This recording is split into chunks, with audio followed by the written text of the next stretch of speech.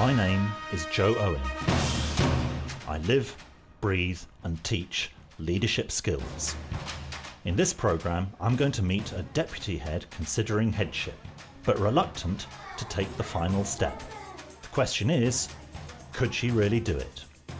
To find out, I'm going to throw her to a panel of education experts who will ultimately decide, does she have what it takes to be a head? In preparation for the big day, I'm going to shadow her to examine her leadership skills. I'll analyse her drive and motivation, and then I'm going to send her to a leader outside of education to help her find out what it takes to be at the top of your game. Will she then be ready for headship? Only the panel can decide.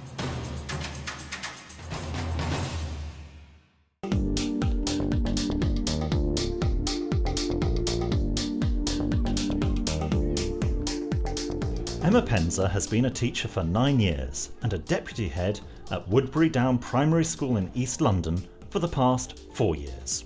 With 2 weeks before she meets my panel of experts, I've come to identify exactly what's holding her back. Is it her skill or is it her will? Before my examination begins, I need to get to the crux of Emma's situation. I feel that I'm working to capacity at the moment and I don't feel that I can take on anything more, which is why I've been happy to stay being a deputy head.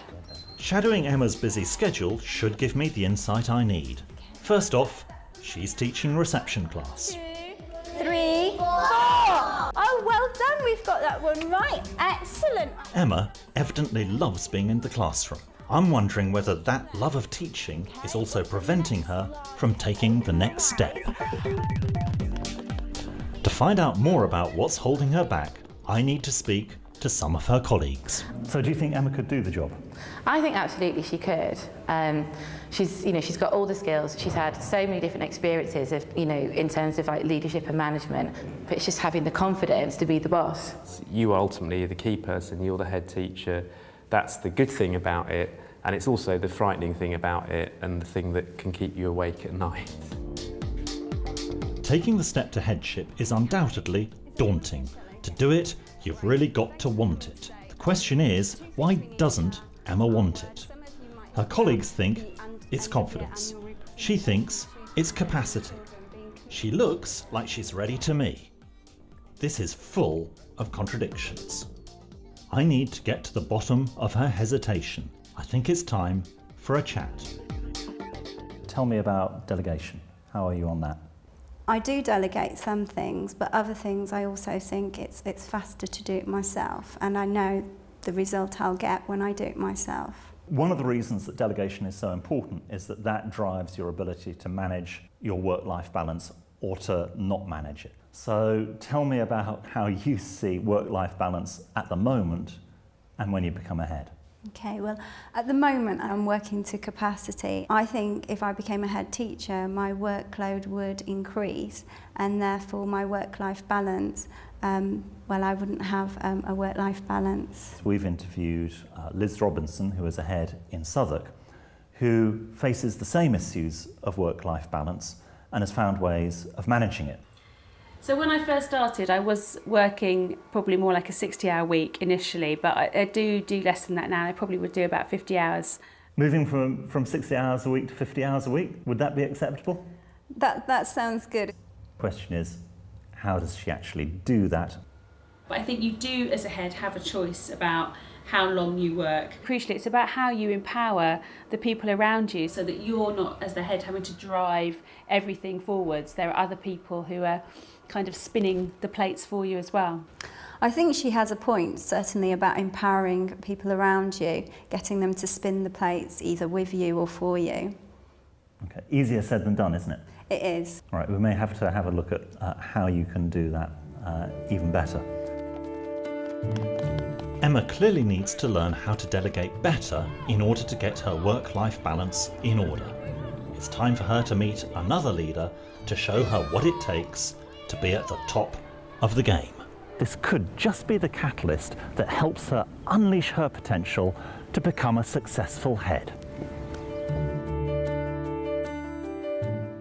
With just 1 week to go before she faces the panel, I'm sending Emma to spend a day with Angela Brady, founding director of a firm of architects. Like any successful leader, Angela has to delegate to succeed. Delegation is Emma's challenge. I want her to watch and to learn. I want to ask Angela how she manages balancing being such a successful leader with her personal life. So I'm looking forward to today. Hi, you must be Emma. Now, what we're going to do today is we're going to look at these two projects here. Angela has been running her business for 20 years while balancing the demands of children and home life. Will Emma recognise that keeping this balance is the key to leadership success? How many hours do you think you work each week? I'm not a person for the long hours culture, as there's, you know, in architecture, some people will do 60 and 70-hour weeks, and I think that it's just crazy. And I'm sure it's the same in your business. Absolutely. Yeah. I mean, I personally think that if you do a 40-hour week and you fit all of your tasks into that 40 hours, you do as good a job, if not better, because you're fresher, you're more organised, and it gives you time to have a life outside the office. Angela takes Emma on a site visit to where a block of residential flats are being built. This is the perfect opportunity for Emma to watch Angela's delegation skills at work. There's washhand basins to go here, there's a WC to go against that far wall. Sarah is the project architect, so she's here every week, if not nearly every day. And Sarah's in charge of the day-to-day running of the job. So it's my duty to check that Sarah is happy with everything that's going on from her point of view, and that it's still running on cost and on time. Back at the office, it's time for the weekly critique and progress meeting with the whole team.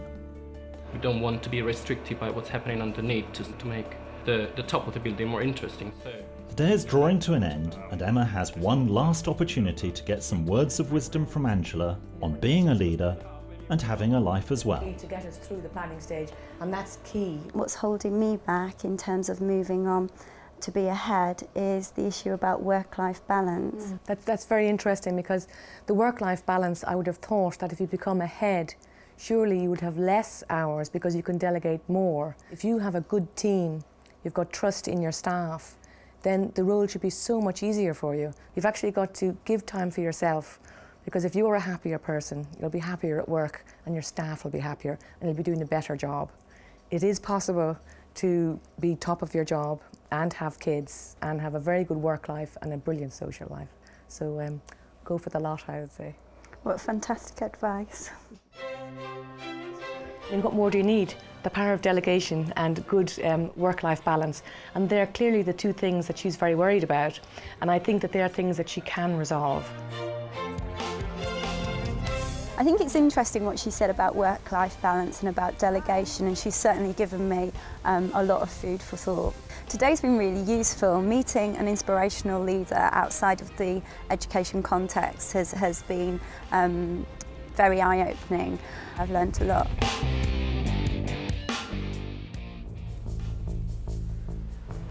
I've spent time with Emma at work, I've sent her to a leader in an architect's firm, and now I've put together a panel of experts to assess how far she's moved on her journey to headship.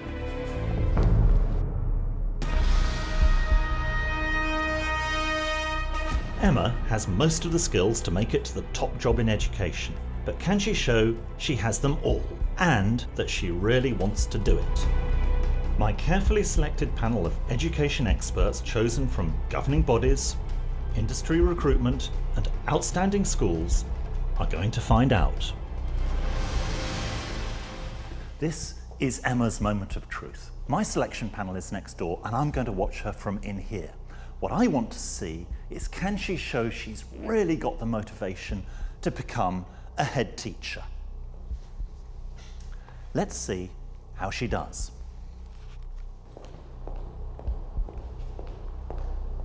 I've got a few questions to ask you. How would you describe your vision for whole school improvement? The vision that I have for the school is about continual improvement. So making sure that what we do today is even better tomorrow. So I'm going to talk about raising standards. I'm going to talk about learning and teaching, and I'm going to talk about management and leadership. This is all theory, no experience. Can you describe an occasion when you have delegated effectively, and what did you learn from that experience? Well, this week, in fact, I've delegated support staff's performance management, their end-of-year review. I had 22 to do. I'm doing 7 now, and the rest have been delegated to the 4 assistant head teachers. Nice answer. Why do you want to be a head teacher? Do you want to be a head teacher? At the moment, being a deputy head, I do impact on a lot of children's lives, but I could have a bigger impact, a stronger impact, being a head teacher of my own school. Excellent. How would you cope with taking on leadership? I would make sure that I organise my time effectively and that I delegate tasks so that will free up time for me so that I can be doing the things I need to be doing as a head teacher. Well, thank you very much. That's the end of all our questions. Thank you. This is the moment of truth. Let's see what the panel has to say. Edith, what did you think? Could you believe her to be a head teacher? Yeah, because I thought she was really friendly and she'd be a good role model for kids because she obviously puts children in front of everyone else. And Martin, what did you think? I was impressed by her obvious drive, determination. Her answers were very polished, almost at times too polished. Margaret, were you convinced? I was very convinced. Yeah. I thought she had the presence and she understood all the aspects of the job. So in summary, we think that Emma is a definite candidate for leadership. Absolutely. It Yes. needs to be applying now, yes. Yes, I think so. And I felt that it was a lucky school that gets this teacher. Yes. Right. I've heard the verdict of the panel. Now it's time to give Emma my verdict. So, what went well? Describing my vision and also talking about delegation, because I've learnt a lot about delegation over the last couple of weeks. You started with some classic textbook answers, Right. which were very good, very polished, but I was left wondering, where's the real Emma Penzer behind all of this? And the challenge there is to bring more of your own personal experience and personal perspective into it. They really liked the fact that you clearly understood the role in all its facets. The verdict from them and verdict from me is, when can you start? Because they think you're ready. Do you think you're ready? I do think I'm ready, but right now the time's not right for me. When will you know you're ready? When I find the right school to be head of. What I'm going to take away today is the positive experience of the interview, and I'm going to look around and hopefully find the right school, and one day when the time's right I'll apply to be a head and be a successful head teacher.